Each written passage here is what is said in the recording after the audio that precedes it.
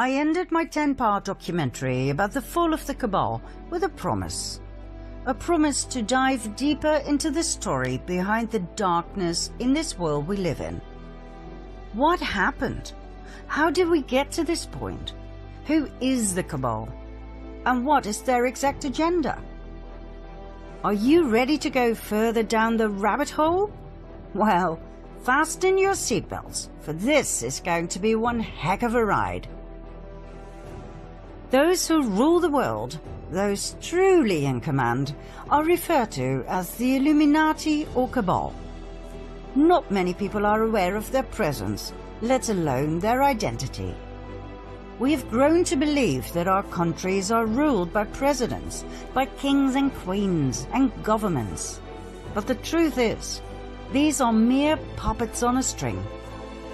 Who pull the strings? This small yet mysterious and elusive group that forms shadow governments and who play the world and all of humanity like gods playing chess. Is the Cabal for real? Or is it just a myth, blown out of proportion by conspiracy theorists looking for a common enemy? The Cabal is very real. The evidence can be found throughout history, abundantly. This story covers thousands of years. It is crucial information to understand the modern-day Cabal and the evil we are dealing with.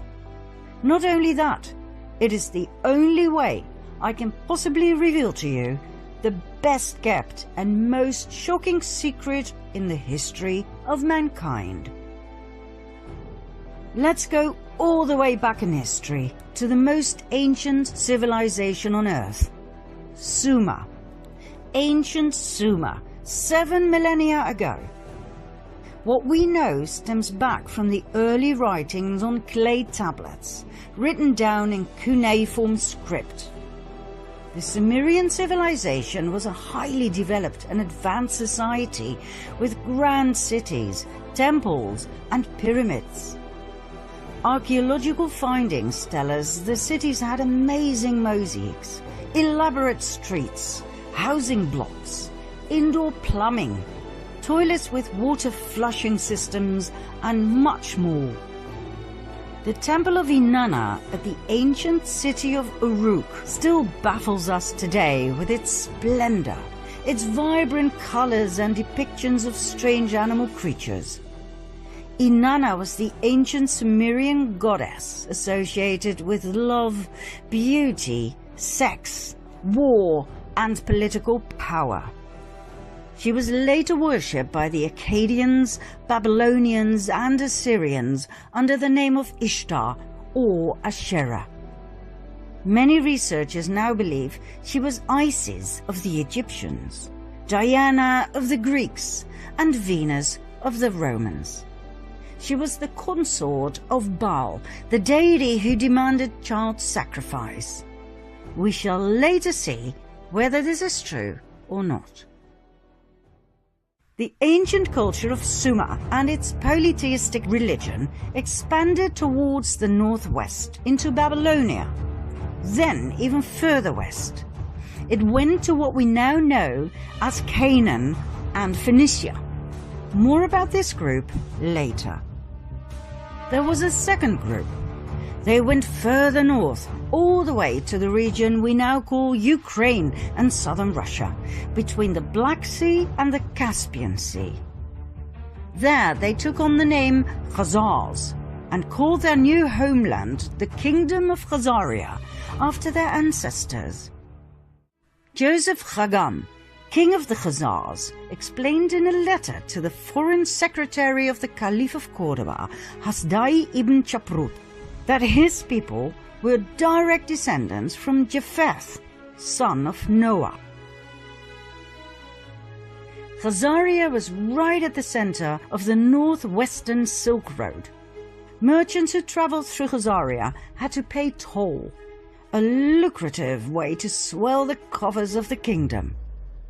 The Khazars were different than the peoples from the surrounding countries.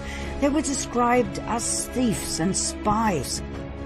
They were said to be lawless people, who lived a life of sin, of sexual extremities, and of cruelty. They would murder travelers from other countries and adopt their identity. They were masters of deceit.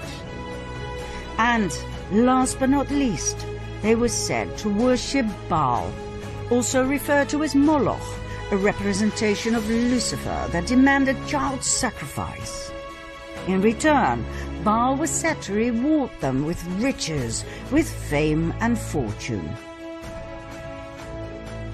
The neighboring countries despised them. They hated their sacrificial rituals in which they threw babies into the flames or cut them open to drink their blood and eat their flesh, claiming it gave them incredible power and energy and eternal youth. Urged by these surrounding peoples, the Russian ruler knew he had to do something. In the year 600, he warned their king, Bulan, that their Luciferian practices had to end. He told him they had to convert to either Judaism, Christianity, or Islam. The choice was his. Bulan chose Judaism. But he did not really convert. He merely took elements from Judaism and forged them into his own Luciferian belief. King Bulan and his people lived on and prospered. Nothing much had changed, except for the fact that for outsiders they now called themselves Judeans, which they were not. Mind you, the name Jew wasn't invented until the 18th century. 4 centuries went by. In 965 AD, the Russian ruler, Grand Prince of Kiev, Sviatoslav I, felt they had gone too far with their continued devil-worshipping and child sacrifice. He decided to wipe them out. But the Khazars had their spies everywhere, and the Russian cunning plan was brought to the ears of the Khazarian king, who, just in time, fled the country with his 25 wives and 60 concubines, all of the nobility, plus an enormous amount of gold and silver. The entire exodus of royalty and nobility went via Hungary to Poland, then from Germany southward to France and Spain. Everywhere they went, some were left behind. In order to reveal their true identity, they called themselves Ashkenazi Judeans, knowing very well that their new home countries would not exactly be eagerly awaiting Luciferian Khazars. Ashkenaz, by the way, was the name of a region they inhabited during their migration from Sumer to Babylonia to the Caucasus. Like all regions at that time, this one too was called after the descendants of Noah. Ashkenaz being a grandson of Japheth and great-grandson of Noah. Now don't worry, you don't have to remember any of this. We just need to tell you from a historical point of view. It does explain a lot though, as Japheth, son of Noah, had 2 grandsons, Ashkenaz and Togarma, who became arch-enemies according to rabbinic literature. Now the people we are dealing with here descended from Togarma, yet they adopted the name of their arch-enemy, Ashkenaz. Why? We will soon find out. Just remember this, it was all by design. The Ashkenazim settled in their new homelands and swore to rebuild their empire. In no time, they built up an empire of wealth and influence. After all, they were the royalty and nobility of the ancient bloodlines of Sumer and Babylonia. They had the startup capital, so to speak. They swore to take revenge on Russia, the country they had been expelled from. Their revenge also stretched out to the Jews, as in the original people from Judea. Why? Because back in the time of Princess Jezebel, during a situation in which 2 deities were challenged, they chose Yahweh over Baal. That was their death sentence, as the Khazarian Ashkenazim would never forget nor forgive. Within a few years after they had settled in Europe, they formed an absolute master plan. A plan so big, so intelligent, and so evil, it would change the fate of the world forever. One of the Khazarian families that had joined the exodus from Khazaria was the Rothschild family. That's right, the Rothschilds I talked about in part 2 of my previous series. They settled in Frankfurt, Germany, where they became wealthy and powerful through trade and banking. They called southern Germany Ashkenaz, as a tribute to their ancestry. They offered notes to travelers who left behind their gold and silver, safely stored in the vaults of the Rothschilds, banknotes against deposits. This way they collected an unprecedented amount of riches that, combined with the interest they received, were further used to extend their wealth and thus their power. Meyer Amschel Rothschild had 5 sons who became powerful bankers in 5 large cities: Frankfurt, London, Paris, Vienna, and Naples. In no time, they gained financial power over all of Europe. They became the personal bankers of kings and queens. They even became the treasurers of the Vatican.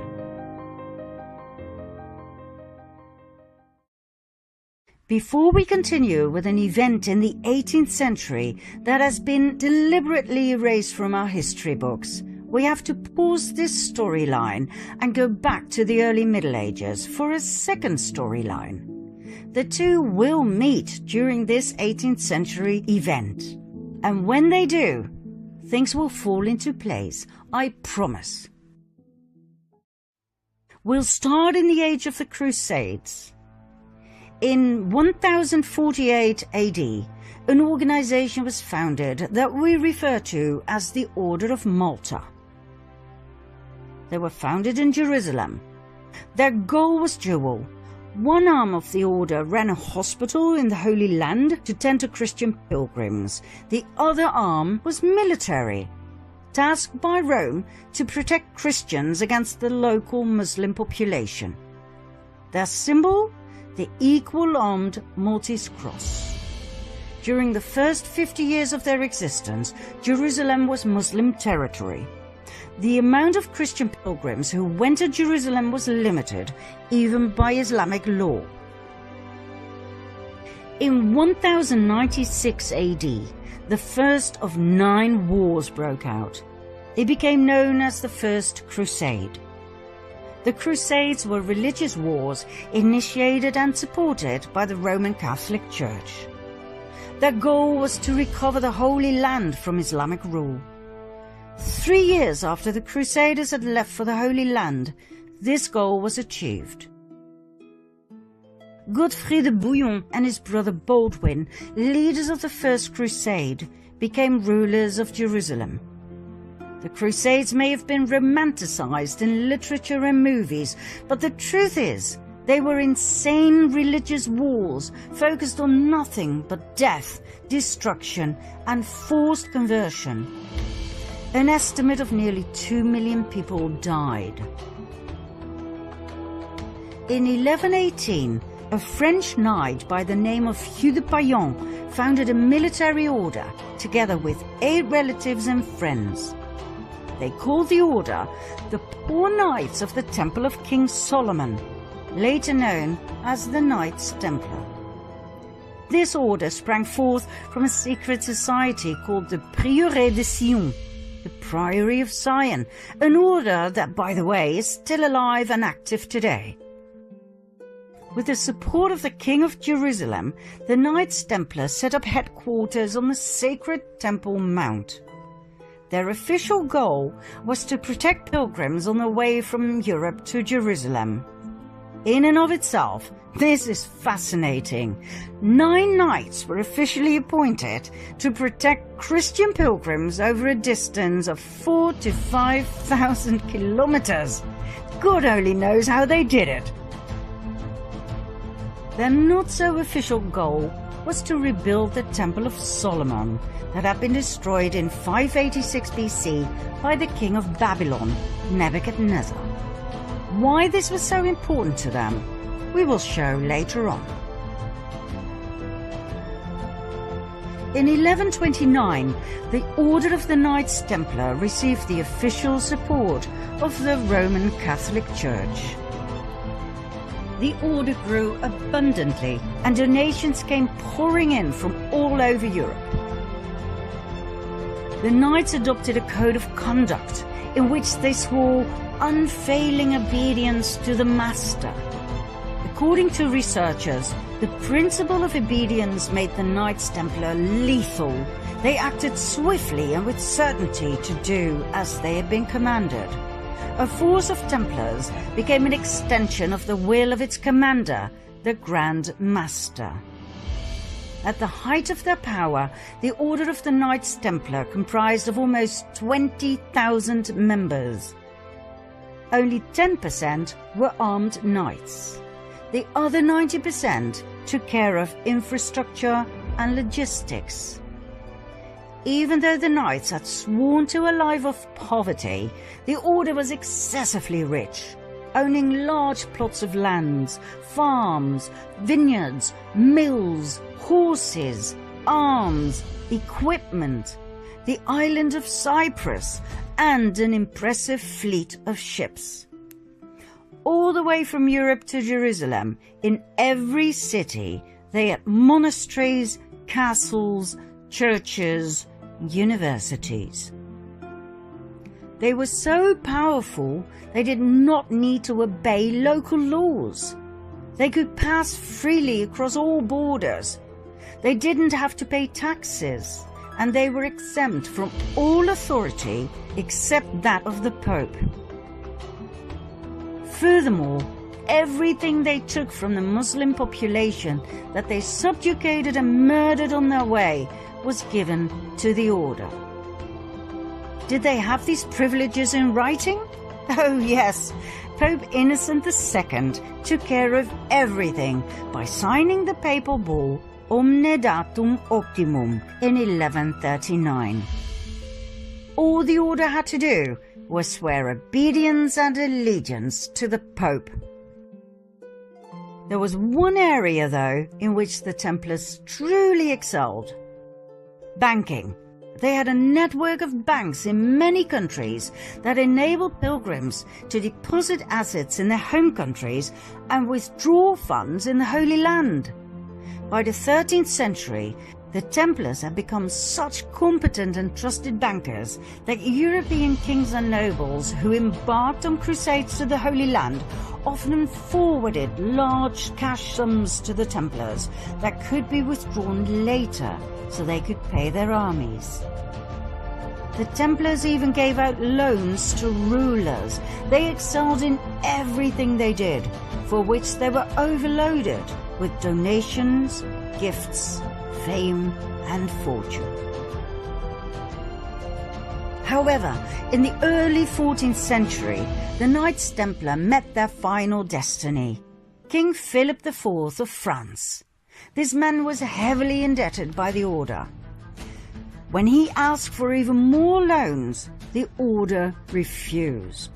King Philip decided it was time for the Knights Templar to meet their maker. On Friday the 13th of October 1307, a multitude of knights were arrested, including their Grand Master, Jacques de Molay. After years of imprisonment, he and many others were burned at the stake. Medieval documents state that Molay called out a curse over the king and the Pope, Clement V, who had failed to protect them against the wrath of the king, and who had even dissolved the order through his papal bull, Vox in Excelso. Although the Pope dissolved the order, he did not formally condemn it, which would have been normal in those days. 1 month later, Pope Clement died. 8 months later, King Philip died. Ironically, the Pope's body was burned to ashes by a fire that was caused by lightning that struck the church where he was lying in state. The king died of a stroke he suffered during a hunt. But, contrary to what our history teachers have told us, the Order of the Knights Templar did not end here. New orders were founded with new names that were basically the continuation of the Knights Templar. Think Military Order of Christ in Portugal, Supreme Order of Christ in Italy, and so on and so forth. In every European country, the Knights Templar simply lived on the way they had, as if nothing much had changed. Only the order names had. The Order of the Rosicrucians appeared, founded by Christian Rosenkreuz, a German aristocrat. Was it connected to the Knights Templar? Absolutely. The sign of the equal-armed cross of the Knights Templar was combined with a rose. It can be found in medieval churches across France, Spain and Portugal. Yet another secret order was founded in 1534. 2 centuries, 2 decades and 2 years after the official dissolution of the Order of the Knights Templar, the Jesuit Order. The Jesuit Order was a Catholic religious order founded in Paris. Make no mistake though, the Jesuit Order was not an order of pious monks worshipping Jesus from within the walls of their safe monasteries. It was a military order of extremists who had sworn an oath of absolute submission and obedience to the Pope and to their superior general. Let's have a look at their initiation oath. I declare that I have no opinion or will of myself, but without hesitation I will obey every command I receive from my superiors in the Pope's and Jesus Christ's militia. I promise further and declare that when the opportunity arises, I will conduct a ruthless war, secretly or publicly, against all heretics, Protestants and liberals, as I am instructed to do, to exterminate and destroy them of the whole earth, and that I will not spare age, sex or class, and that I will hang up, burn, boil, cook, peel, strangle, and bury these shameful heretics, rip the stomachs and wombs of their wives, and crush the heads of their children against the wall, for the purpose to destroy their horrible race forever. If this cannot be done openly, I will secretly administer the cup with poison, the strangling rope, the steel of the dagger, or the leaden bullet, regardless of the honor, rank, dignity, or authority of the person or persons, as I will at any time be instructed by an agent of the Pope or superior of the Brotherhood of the Holy Faith of the Order of Jesuits. In confirmation of which I hereby dedicate my life, my soul, and all of my corporal powers, and with this dagger which I now receive, I will subscribe my name written in my own blood, in testimony thereof. And should I prove false or weaken in my determination, may my brethren and fellow soldiers of the militia of the Pope cut off my hands and my feet, and my throat from ear to ear, my belly opened, and sulphur burned therein, with all the punishment that can be inflicted upon me on earth, and my soul be tortured by demons in an eternal hell forever. Not exactly what you would expect from an order of Jesus, right? Mind you, when we refer to the Jesuit order in relationship to the Cabal, we are not talking about the lower segments of the order. I personally know of Jesuit priests who are wonderful human beings and who've brought a lot of beauty and wisdom into this world. What we're referring to here is the top of the pyramid, the absolute elite of the order, better known as the Jesuit Council. Documents from the Golden Age show us that the Jesuit order grew into an extremely powerful group of men. Their influence went far beyond the religious world. It stretched all the way into the secular. They infiltrated the old Masonic lodges. The Masons were skilled tradesmen in the construction trade. They worked with their hands. They worked hard, physical labor. The infiltrated Jesuits were allowed to join because of their contributions in the area of architecture, science and arts. They were called the Free and Accepted Masons, hence the name Freemasons. The Freemasons were wealthy men with a special knowledge of architecture. It is known that they were especially interested in the Temple of Solomon, just like the Knights Templar.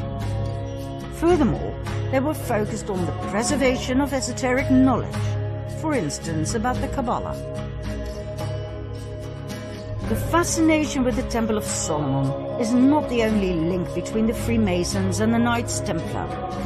Even today, the York Rite administers 3 orders of Masonry, one of which is the Knights Templar. The Knights Templar of the York Rite is a military branch of the Freemasons, just like the medieval order of the Knights Templar. They both have the symbol of the equal-armed Red Cross. So, in short, the Freemasons were a highly secretive group of powerful Jesuits who had infiltrated the countless Masonic lodges across the world. They founded their own umbrella lodge in 1717, the Premier Grand Lodge of England, and that would turn out to be their salvation. What happened? The Jesuits had become way too powerful to the liking of 80 heads of states worldwide who obviously felt threatened by the powerful order.